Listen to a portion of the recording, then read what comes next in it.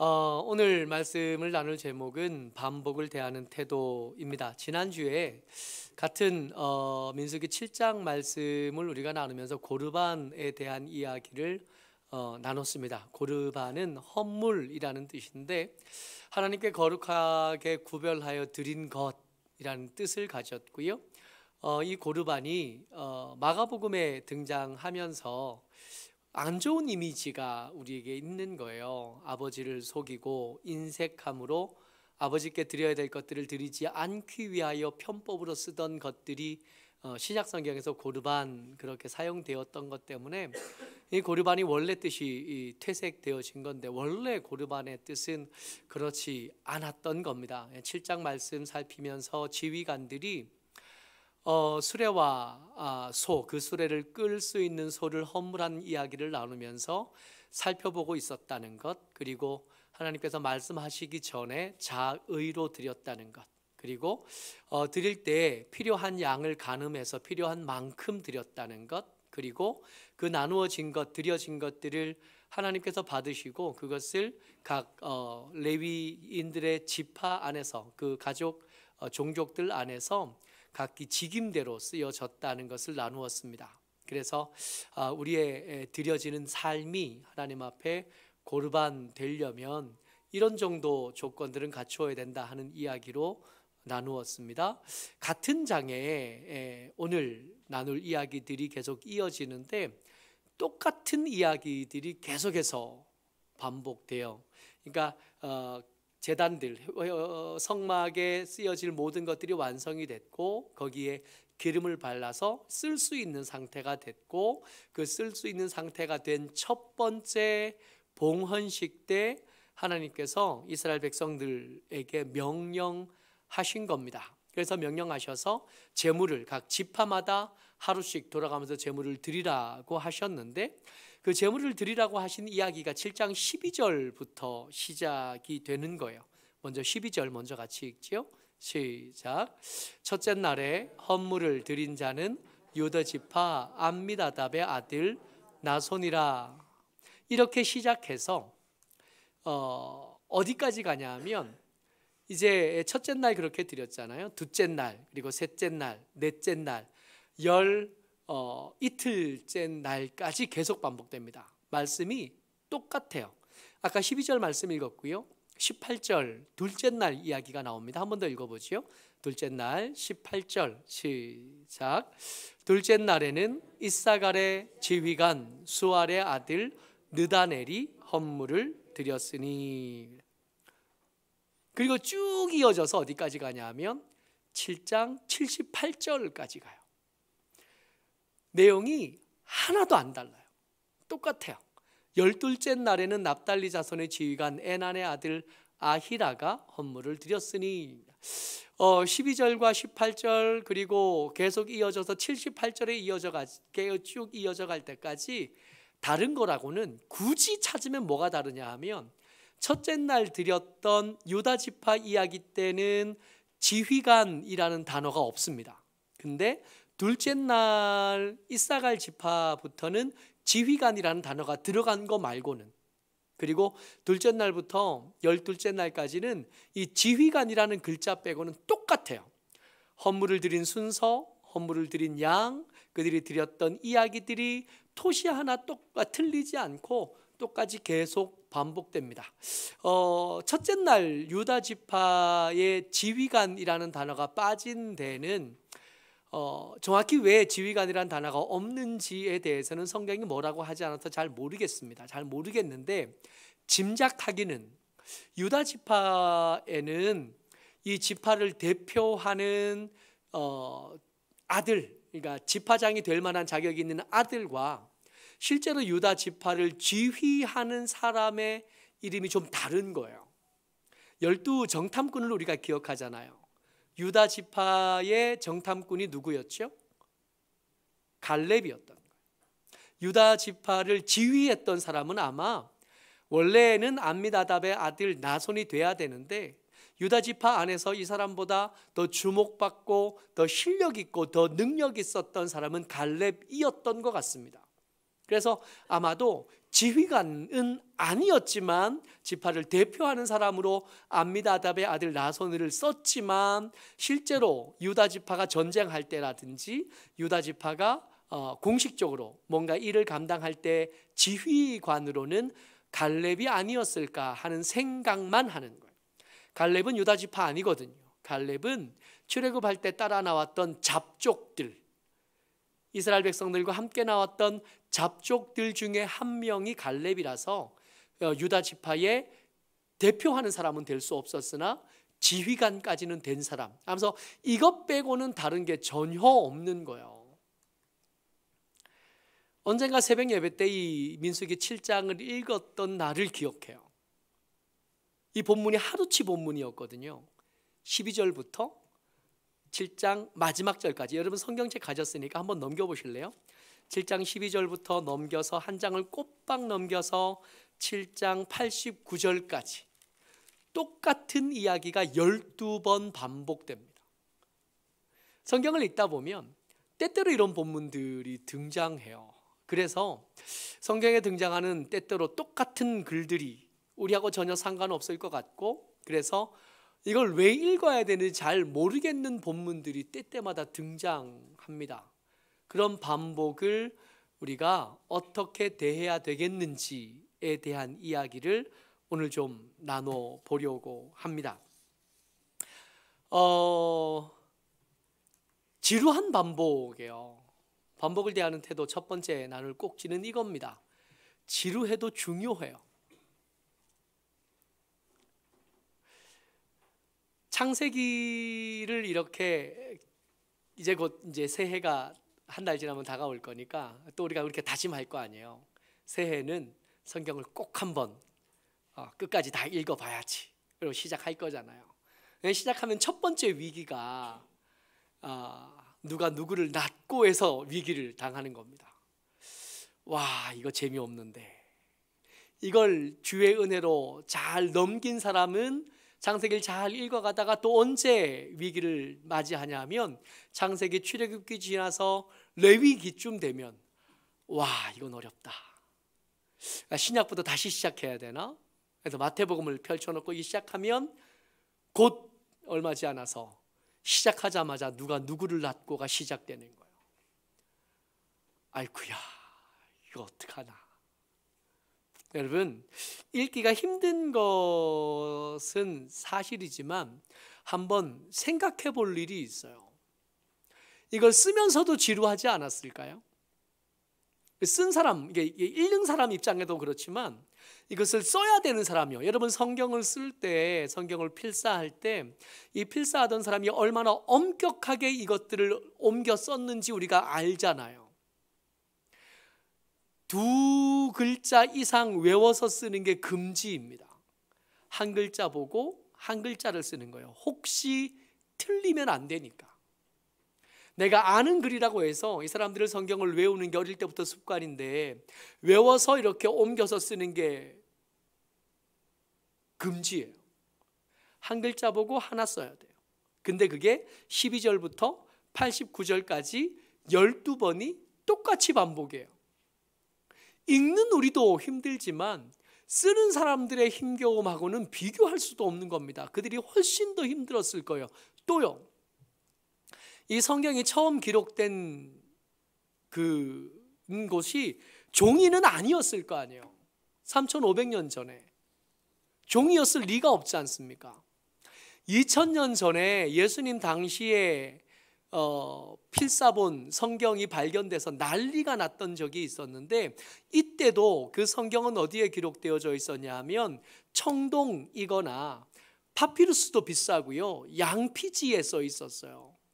근데 그것을 발견해 놓고도 읽는 데까지는 오랜 시간이 걸렸습니다. 왜냐하면 펼 수가 없는 거예요. 이게 똘똘 말려져 있는 두루마기를 펴면 2000년 동안 사막에서 건조한 상황 가운데, 그런 일기 가운데 있던 것들이 이렇게 펴면 부스러지는 거예요. 펼기를 엄두도 못 내는 거죠. 이걸 펴는 데만도 어마어마한 기술이 들어가는 겁니다. 우리는 성경책을 한 권으로 들고 있지만 이걸 만약에 점토판이나 청동판이나 파피루스는 워낙 비싼 거라 꿈도 못 꾸고 양의 가죽에 썼다고 한번 생각해 보세요. 분량이 얼마나 될까요? 그러니까 이 민수기 한 권만 해도 그냥 한 권이 아니라 수레에다가 한 권을 이렇게 실어야 되는 거예요. 그것도 가장 좋은 양의 가장 잘 무두질이 된 가죽을 썼을 때. 근데 그 가죽에다가 말씀을 쓰는데 똑같은 걸 12번이나. 우리가 이 민수기 7장 말씀을 대하는 것과 이때 3500년 전에 이때 사람들이 이 말씀을 대하는 것은 느낌이 다른 겁니다. 만약에 이게 중요하지 않았다면 이렇게 비싼 거에다가 이렇게 많은 공을 들여서 쓸 리가 없는 거예요. 요약해도 되지 않아요? 첫날 거만 써주고 지휘관은 그러지 글자가 빠지니까 둘째 날 정도 써주고, 그리고 셋째 날부터는 사람들 이름만 바뀌니까 사람들 이름만 쭉 쓴 다음에 요약해도 되잖아요. 그렇지 않아요? 요약해도 써도 되는데 그런 생각들이 막 마음속에 들 법도 한데 그렇게 하지 않은 데는 우리가 대하는 것과 이들이 대할 때 다른 의미들, 다른 무거움들이 이들에게 있었던 겁니다. 성경을 읽을 때 때때로 어렵고 이해가 되지 않고 또 나하고 전혀 상관이 없는 것 같아서 좀 넘어가고 싶은 본문들이 때때마다 등장을 해요. 대표적인 예가 족보들이죠. 이 사람이 아들 누구를 낳은 게 나하고 도대체 무슨 상관이 있는가? 이 사람의 조상들이 이렇게 많이 있는 거, 피 한 방울 섞이지 않은 우리에게 도대체 무슨 상관이 있는가 하는 생각이 드는 겁니다. 새벽에 욥기를 읽어가고 있는데 욥기를 읽으면서 제가 이렇게 겪는 일인 거예요. 친구들의 말과 욥의 말을 매번 비교할 수밖에 없거든요. 친구들의 말보다 욥의 말이 옳아요. 근데 마음은 어디로 가냐 하면 쉬운 친구들의 말로 기울어질 때가 많은 겁니다. 잘 모르고 이해할 수 없는 관계들이 그 속에 숨어 있는 걸 알겠으니까 이게 좀 불편하고 어려운 거예요. 잘 이해가 안 되고 설명이 힘든 본문은 좀 넘어갈 수 있으면 좋겠다 싶은데 매일 새벽에 똑같이 읽어가기로 이렇게 결정하고 이렇게 선택했으니 이걸 넘어갈 방법이 없어요. 어떤 날 새벽에 설교할 때는 무슨 말인지 모르겠는 거예요. 이 말은 좀 넘어갔으면 좋겠다 싶은 말씀들이 생각보다 자주 다가오는 거예요. 말씀을 대하는, 반복을 대하는 태도, 첫 번째 우리가 나눠야 될 것은 이것입니다. 지루할 수 있어요. 어려울 수 있어요. 때때로 나하고 상관이 없다 여겨질 때도 있습니다.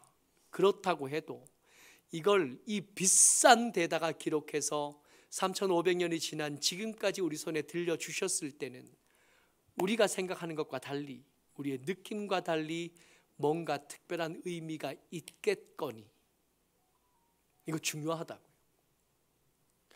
왜 중요했을까를 생각해 봤어요.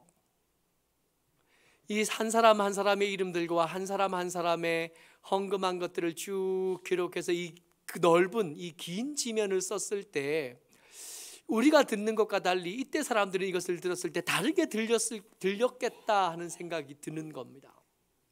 우리가 주보에 이 지면에다가 한쪽 면을 통째로 이렇게 할애를 해서 헌금하신 분들의 이름을 이렇게 써놓습니다.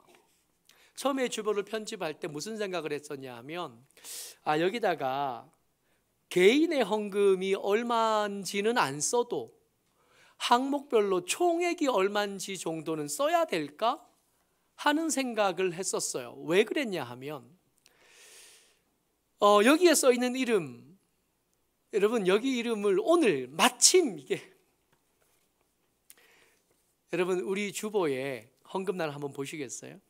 이번 주 주보에 헌금란을 보시면 특별이라고 되어 있는 부분에 추수감사 유라원, 정유라, 김재영, 이은희 그런다는 그 밑에 지난주 11월 26일 추수감사 헌금 명단에서 김진호 님이 누락되었음을 공지합니다 헌금하다라고 제가 써놨어요.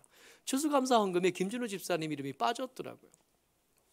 그래서 이 주보를 편집하고 헌금을 확인하면서 이게 정명자 권사님이 우리 신랑 이름 빠졌어요. 그래서 이제 그날 뒤져본 거예요. 헌금 봉투 다 꺼내고, 그리고 명단 기입했던 걸 다 대조해서 하나하나 살폈더니 전진아 집사님 이름이 2번이 들어가고 김진호 집사님 이름이 한 번 빠진 거예요. 그러니까 아마 제가 이렇게 쭉 이름을 치면서 김진호를 전진하로 쳤나 봐요.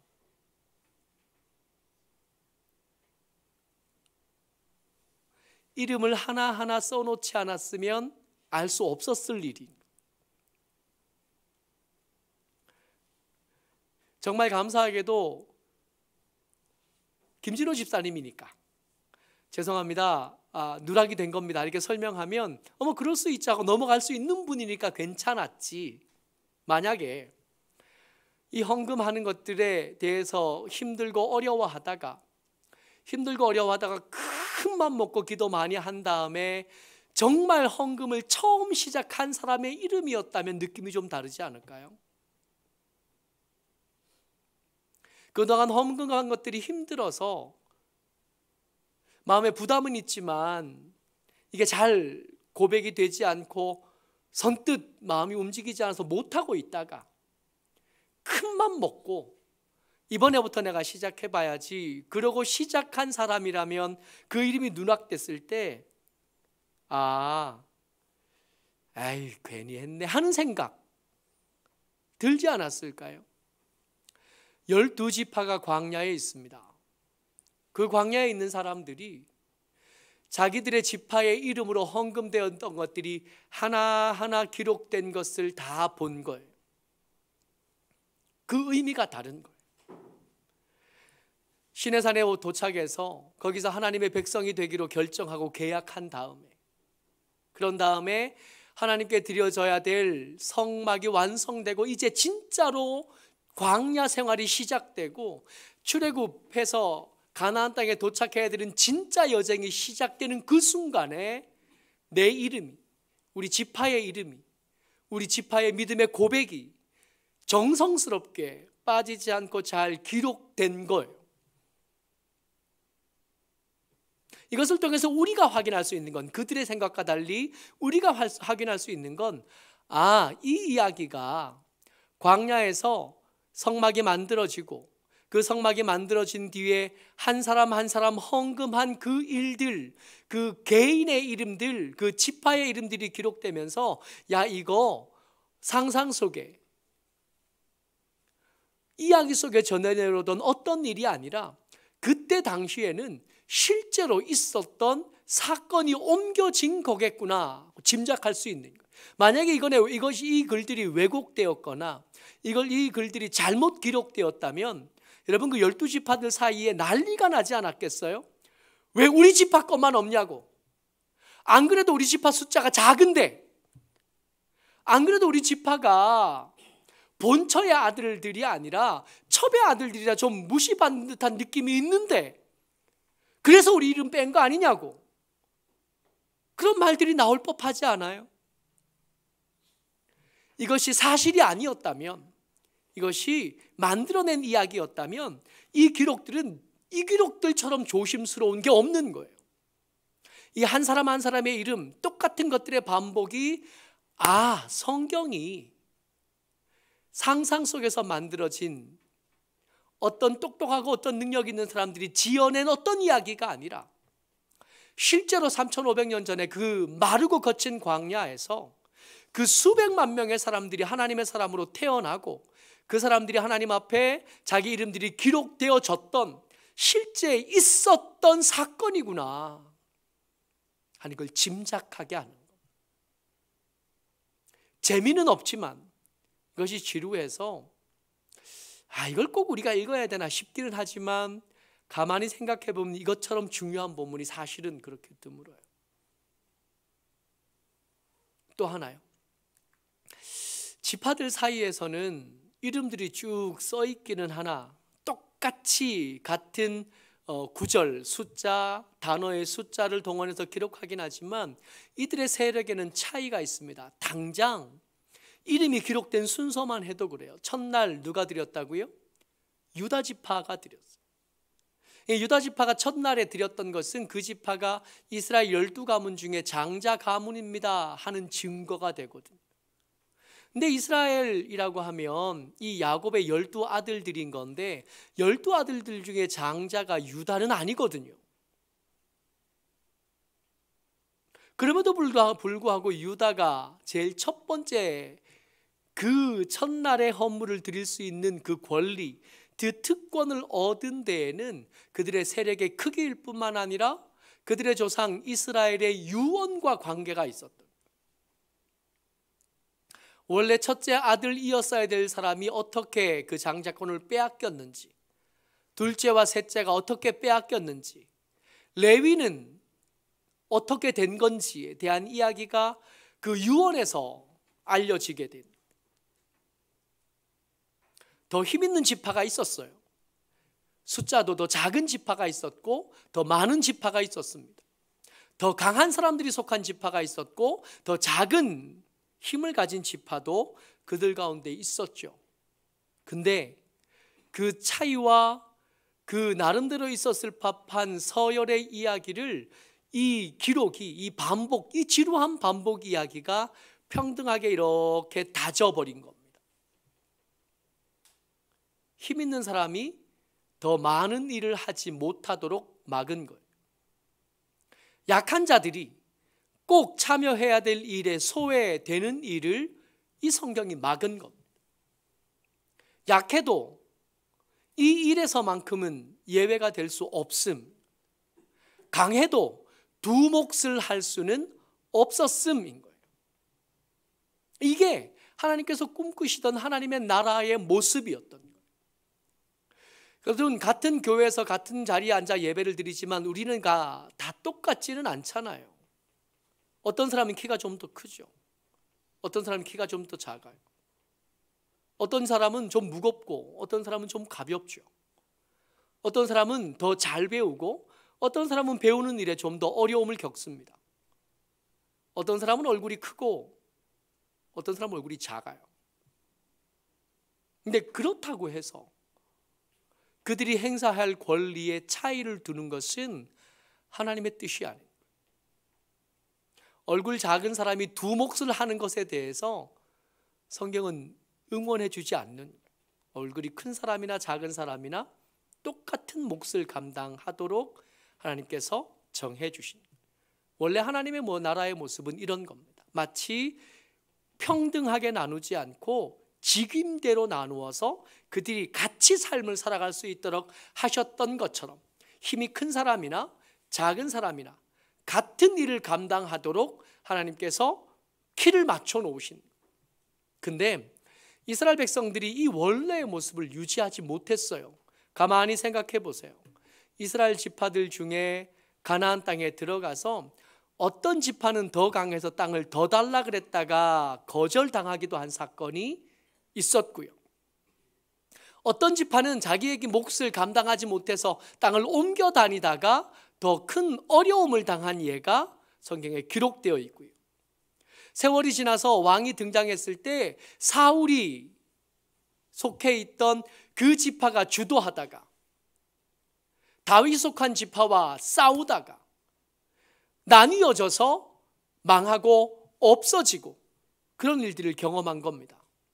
무슨 일이 있었던 거냐 하면 강한 사람들이 주도하려는 것에 대해서 금지였고 불편하게 여기셨던 하나님의 마음을 제대로 이해하지 못했던 겁니다. 그래서 이스라엘은 흩어질 수밖에 없었고 끌려가서 처음부터 다시 시작하는 수모를 겪을 수밖에 없었던 겁니다. 에베소서 말씀입니다. 3장 6절 말씀 같이 읽지요. 시작. 이는 이방인들이 복음으로 말미암아 그리스도 예수 안에서 함께 상속자가 되고 함께 지체가 되고 함께 약속에 참여하는 자가 됨이라. 아멘. 하나님께서 꿈꾸시는 하나님의 교회의 모습입니다. 심지어 이 에베소서 본문이 염두에 두고 있는 것은 이방인들까지 포함한 겁니다. 그들 모두가 함께 상속자가 되기를 바라셨던, 그들 모두가 함께 지체가 되기를 바라셨고, 그들 모두가 함께 약속에 참여하는 자가 되기를 원하셨던, 그게 교회입니다. 그래서 교회 안에 큰 힘을 가진 사람이 올 수는 있으나 큰 힘을 가진 사람이 교회에서 큰 목소리를 내는 것은 합당하지 않은, 교회 안에 더 작은 힘을 가진 사람이 있을 수는 있지만 더 작은 힘을 가진 사람이 제 몫에서 소외가 되거나 혹은 당연하다는 듯이 예외가 되는 것도 하나님께서 기뻐하시는 건 아닙니다. 내 몫의 일을 감당하려고 몸부림치는 겁니다. 내 몫의 일을 감당하고 혹시 감당하지 못하는 사람들이 있다면 내 것을 나누어 줘서라도 그들이 그들의 몫을 감당할 수 있도록 도와주는 게 우리가 마땅히 해야 될 일인 거예요. 우리가 교회니까요. 우리는 기업이나 학교가 아니니까. 성적이 높은 사람이 더 대접받고 돈을 더 많이 가진 사람이 대접받는 그런 거 하자는 게 아니니까. 우리는 기업이 아니고 우리는 경쟁하여 만드는 세상의 어떤 모임이 아니니까. 작아도 무시당하거나 스스로가 나는 작으니까 안 해도 되지라는 말, 생각 금지인 겁니다. 더 큰 힘이 있어도 내가 더 큰 힘이 있으니까 두 몫을 하거나 세 몫을 해야지, 그런 거 허락되지 않는다는 거예요. 한 몫을 하고 혹시 힘이 남거든 그것들을 덜어서 한 몫을 버거워하는 사람들을 돕는 일 했으면 그게 교회다운 거예요. 모쪼록 저와 여러분들이 주의 은혜로 우리 가운데 있는 사람들, 우리와 함께한 사람들 누구라도 혹시 약해서 소외당하는 일이 없도록, 혹시 강하다고 해서 더 주목받지 못하도록 스스로를 절제할 줄 알고 주변을 세워줄 줄 아는 하나님의 사람으로 세워지시기를 주의 이름으로 축복합니다. 아멘.